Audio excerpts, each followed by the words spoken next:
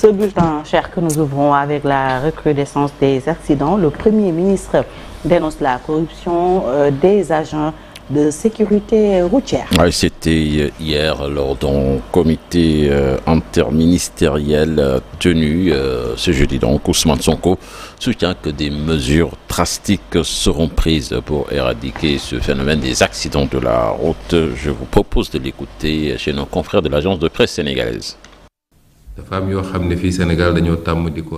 Dans ces histoires récurrentes d'accidents de la circulation, il y a un fait récurrent qu'il faut pointer du doigt. C'est la corruption de certains agents préposés à la sécurité routière. À titre d'exemple, un agent qui ferme les yeux devant une voiture pleine de défaillances techniques, sa responsabilité est engagée en cas d'accident de la circulation. C'est la même situation chez les agents qui laissent passer des automobilistes qui ne sont pas en règle pour la bonne et simple raison qu'ils ont reçu de l'argent de leur part. Ça, c'est un fait qu'il faut dénoncer. C'est une entorse à la bonne gouvernance. Il faut nous indexer. Puis chavirement de la pirogue qui transportait des talibés à Saint-Louis. 2 personnes placées en garde à vue après leur face-à-face avec les enquêteurs. Le maître coranique et le conducteur de la pirogue. Ces 2 personnes sont poursuivies pour homicide involontaire.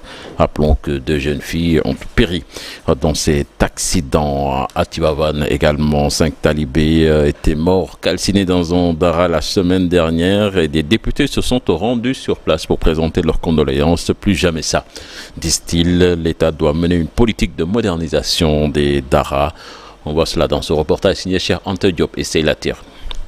Tivaouane, le dara presque réduit en cendres. 5 talibés sont morts calcinés dans un incendie. Une délégation du réseau des parlementaires pour l'alimentation scolaire et la modernisation des daras s'est déplacée à Tivaouane pour s'enquérir de la situation.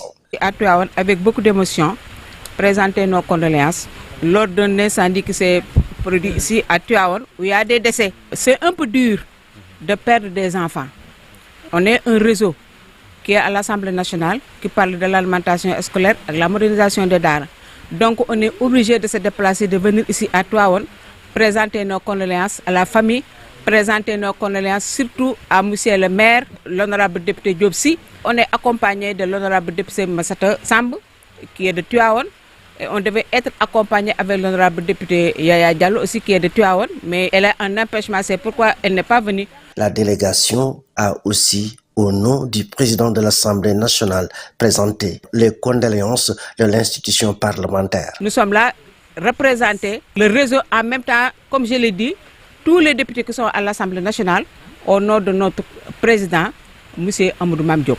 D'une petite voix, avec des mots diplomatiques, la présidente a incité les autorités locales à une réflexion pour contrôler les daras éparpillés un peu partout à Tivaouane. Cher Ante Diop, merci. Et puis, autre actualité, chers téléspectateurs, les députés de l'Assemblée nationale convoqués ce vendredi. Ouais, ce vendredi à 16h, c'est à la salle des conférences de la présidence de l'institution. L'ordre du jour n'a cependant pas été précisé. Et tout porte à croire que le bureau va statuer sur le toilettage de son règlement intérieur afin de permettre au Premier ministre de faire sa déclaration de politique générale. La marche des marchands ambulants qui était prévue ce 9 août, interdit par le préfet de Dakar. Rappelons qu'il voulait protester contre les séries ou bien les mesures de déguerpissement et de meilleures conditions de travail. Nous parlons à présent de ce litige foncier 1451R, toujours objet de litige à Diakhaï. Des acquéreurs de la SNHLM accusent un promoteur privé d'occuper et de vendre illégalement leurs parcelles. Mais le promoteur privé en question dit qu'il est le propriétaire de 100 hectares sur ce foncier. Demba Antedia annonce également avoir gagné toutes les batailles judiciaires contre la SNHLM et les acquéreurs. Toutes les 2 parties demandent à l'État de régler ce problème. Aminataba Ousmane Baldé. Ce sont plus de 200 familles qui sont dans le désarroi. Ces membres de l'association Arasamo de Kouaï, dépassés Zassini, Kermessa Rufisque 1, accusent un promoteur privé et ses collaborateurs de s'être accaparés de manière illégale leur terrain qu'ils avaient acquis auprès de la SNHLM. Des personnes mal intentionnées, sans aucune documentation, sans aucune reconnaissance juridique, viennent semer la terreur au niveau des Parcelles Assainies de Keur Massar. Ils construisent des terrains ne les appartenant pas, sans titre de propriété, sans autorisation de construire, avec de gros bras. Le promoteur privé Demba Anta Dia, visé dans cette affaire depuis 4 ans, refute ces accusations et dit avoir gagné tous les procès relatifs à ce dossier. La procédure judiciaire était longue et difficile, mais nous rendons grâce à Dieu. La justice nous a donné raison devant la SNHLM et les autres qui voulaient s'accaparer de notre propriété. C'est ce qu'on appelle l'autorité de la chose jugée. Malgré cela, il continue de m'adresser toujours des plaintes. Nous avons gagné tous les procès sans appel ni opposition. Le dossier est clos. Tout ça, gagné, tout sans appel ni opposition. Les deux parties, acquéreurs comme promoteurs, attendent avec impatience que l'État prenne ses responsabilités. Ce litige foncier qui perdure à Diakhaï doit être vidé. Interpeller Monsieur le Président de la République et son Premier ministre face à ce banditisme foncier. C'est seul l'État qui peut régler ce problème. Nous interpellons le ministre de la Justice. Plus de 100 hectares sur le titre foncier 1451R appartiennent aux promoteurs privés et ses collaborateurs. Selon eux, ils disposent de tous les documents administratifs ayant trait à ce dossier. Merci. Et puis, Jeux Olympiques Paris 2024, Tebogo remporte l'or sur 200 mètres. C'est un exploit, Fatih, du Botswana Tebogo Letsile au JO de Paris. Il a remporté hier la médaille d'or 200 mètres masculin en 19 secondes 46 centièmes. Il devient ainsi le premier Africain de l'histoire à remporter un titre olympique sur cette distance 200 et 100 mètres compris. Donc Botswanais qui a devancé le champion du 100 mètres, donc l'Américain qui a fini à la 3e place et qui s'est dit à covidé après la course.